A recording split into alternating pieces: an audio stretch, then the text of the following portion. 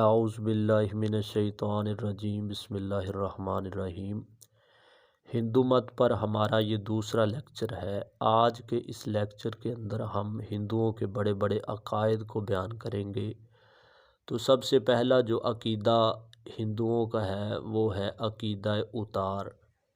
इनका जो देवता विष्णु, जिसको बका और ज़िंदगी का देवता समझा जाता है, यानी ये जो निज़ाम कायनात है इसको चलाने की ज़िम्मेदारी वो विष्णु की है। वो अब तक इस दुनिया की बका और सलामती को कायम रखने के लिए मुख्तलिफ़ औक़ात में 9 बार पैदा हो चुका है, यानी उसका नुज़ूल हो चुका है या वो जन्म ले चुका है। हिंदू कहते हैं कि जब इस दुनिया के अंदर कोई मुसीबत या परेशानी आ जाती है तो अवामुन्नास को उस मुसीबत से छुटकारा दिलाने के लिए विष्णु किसी नए रूप में जन्म ले लेता है। मिसाल के तौर पर जो हिंदुओं का देवता शिव या शिवा है, जब उसकी बीवी काली की डेथ हुई तो वो उसकी जुदाई को बर्दाश्त ना कर सका और अपने हवास खो बैठा। तो उसने अपनी बीवी काली को अपने बाजुओं पर उठाकर दुनिया के चक्कर लगाना शुरू कर दिए। तो इस तरह उसकी ज़द में जो भी शख्स आ जाता उसकी डेथ हो जाती। तो ये दुनिया पर एक तरह की मुसीबत थी। तो लोगों को इस मुसीबत से छुटकारा देने के लिए विष्णु एक रूप में नाजिल हुआ। तो उसने ऐसे एक खंजर फेंका जो कि जो शिव की बीवी काली थी उसको लगा, तो उसके जिस्म के मुख्तलिफ टुकड़े बन गए। उसके हाथ की एक उंगली कट कर एक मुकाम पर गिरी जिसका नाम काली कट, और ये बदलते बदलते कलकत्ता, जो कि अब इंडिया का बहुत बड़ा शहर है।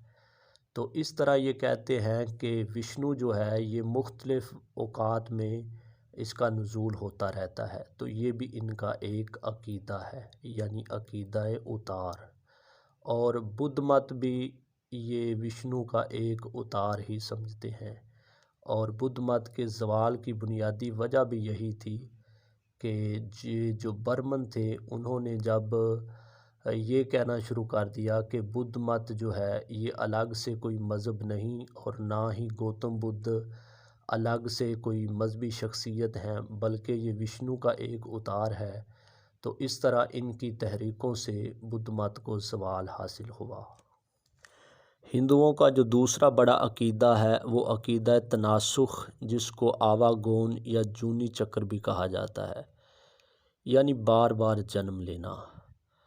गुनाहों और नेकियों की बदौलत इंसान का बार बार किसी न किसी रूप में जन्म लेने का नाम आवागोन या जूनी चक्र है। इसके पीछे ये मंतक बयान करते हैं चूँकि इस दुनिया में इंसान की कुछ ख्वाहिशात ऐसी हैं जो कि अधूरी रह जाती हैं। तो उन ख्वाहिशात की तकमील के लिए इंसान की रूह को दोबारा किसी रूप में जन्म लेना पड़ता है।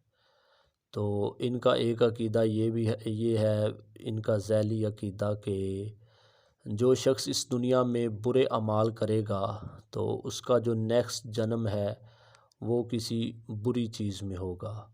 जैसे कि जो लोग यहाँ पर चोरी करेंगे और डाका ज़नी उनका पेशा होगा तो उनका अगला जन्म चूहों की शक्ल में होगा। तो इस तरह ये इनका अकीदा है, यानी इंसान का बार बार जन्म लेना। ये जो अकीदा तनासुख है ये हिंदू मत के अंदर भी पाया जाता है और बुद्ध मत के अंदर भी, यानी ये दोनों जो मज़ाहिब हैं उनका मुश्तरक अकीदा है। उसके बाद इनका जो तीसरा बड़ा अकीदा है वो है तख्लीक़ कायनात, यानी इस कायनात की तख्लीक़ किस तरह हुई। तख्लीक़ कायनात के मुतालिक हिंदुइज़्म के अंदर दो तरह की रिवायात मिलती हैं। एक रिवायत जो कि मनुस्मृति में दर्ज है उसके मुताबिक जब बर्मा ने मादा तख्लीक़ के साथ ख़ुद को ज़ाहिर किया तो सबसे पहले उसने पानी को बनाया और फिर उसमें नुत्फ़ा डाला और उस नुत्फ़े से एक अंडा बना और उस अंडे से ये ख़ुद वजूद में आ गया। यानी ब्रह्मा या जिसको ये परमेश्वर का नाम देते हैं उसकी पैदाइश हुई। फिर उसने ब्रह्मा ने अपने मुंह से ब्रह्मन को पैदा किया, अपने बाजुओं से खत्री को पैदा किया और अपनी रानों से वेश को पैदा किया और अपने पाँव से शूद्र को पैदा किया। एक तो इनकी तख्लीक़ कायनात के बारे में ये रिवायत है, यानी ये इनका नज़रिया है। चूँकि इनके नज़दीक ये जो ऊपर ज़िक्र की गई हैं चार अक़वाम या चार तबक़ात ब्रह्मन, खत्री, वैश्य और शूद्र, यही बेसिकली इंसान हैं। इनके अलावा बाकियों को तो ये इंसान भी नहीं समझते। जबकि इसके अलावा भी तख्लीक़ कायनात के बारे में एक और नज़रिया है। इस नज़रिए के मुताबिक एक मलका जो कि यहाँ की रहने वाली थी, उसने अपने हाथ को रगड़ा दूसरे हाथ के साथ, तो उसके हाथ में एक आंवला पैदा हुआ। फिर उससे इसने ब्रह्मा को पैदा किया, विष्णु और शिव को पैदा किया। तो इस तरह इनके तख्लीक़ कायनात के बारे में ये नज़रियात हैं।